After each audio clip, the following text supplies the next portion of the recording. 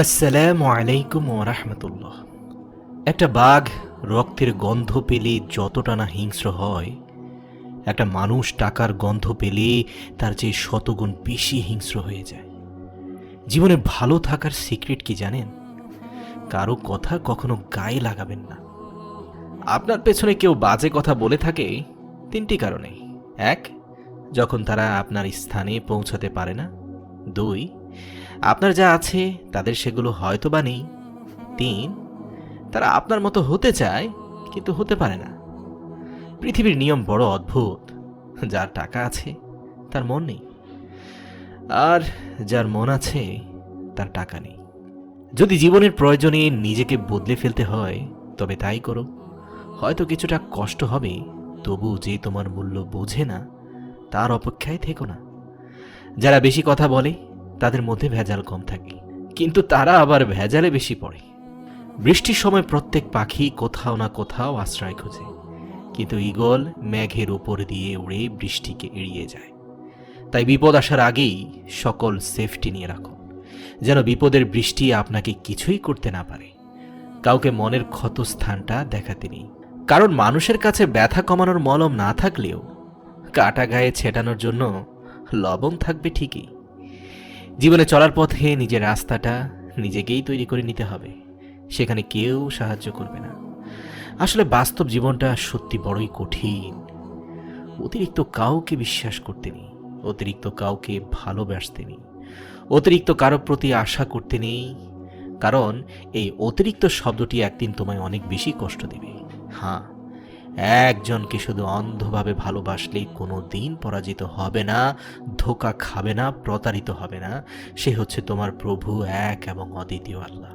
মানুষ হারিয়ে গেলে খুঁজে পাওয়া যায়, কিন্তু মানুষ বদলে গেলে আর আগের মতো করে তাকে খুঁজে পাওয়া যায় না।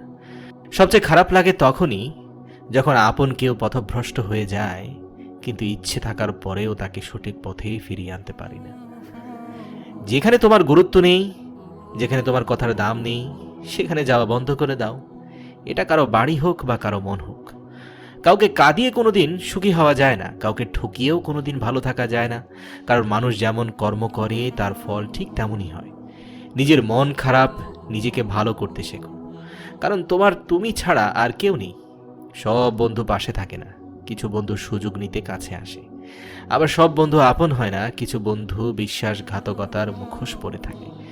যে ভালোবাসায় মানসিক শান্তি মেলে না, সে ভালোবাসায় বিচ্ছেদই ভালো।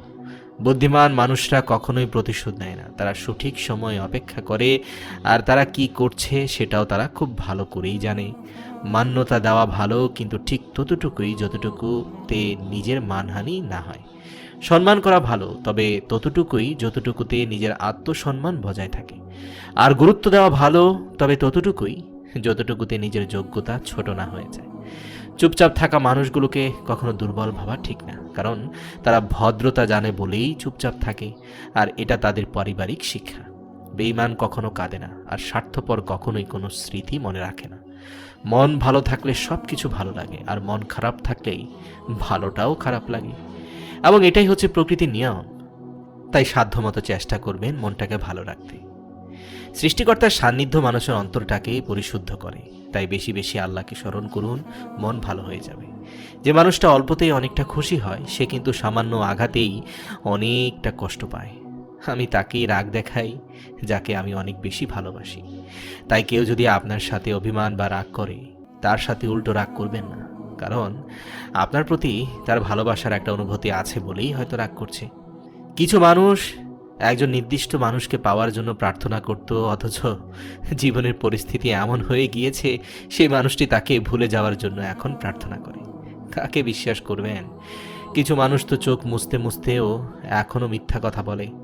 যতই কাছের মানুষ হোক, কারো কাছে মূল্যহীন হওয়ার আগে নিজেকে সরিয়ে নেওয়া হলো বুদ্ধিমানের কাজ।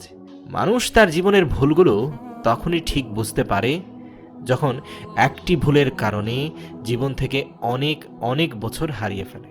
একজন খারাপ ছাত্র একজন দক্ষ শিক্ষকের কাছ থেকে যা শিখতে পারে, তার চেয়েও একজন ভালো ছাত্র একজন খারাপ শিক্ষকের কাছ থেকে অনেক গুণ বেশি শিখতে পারে।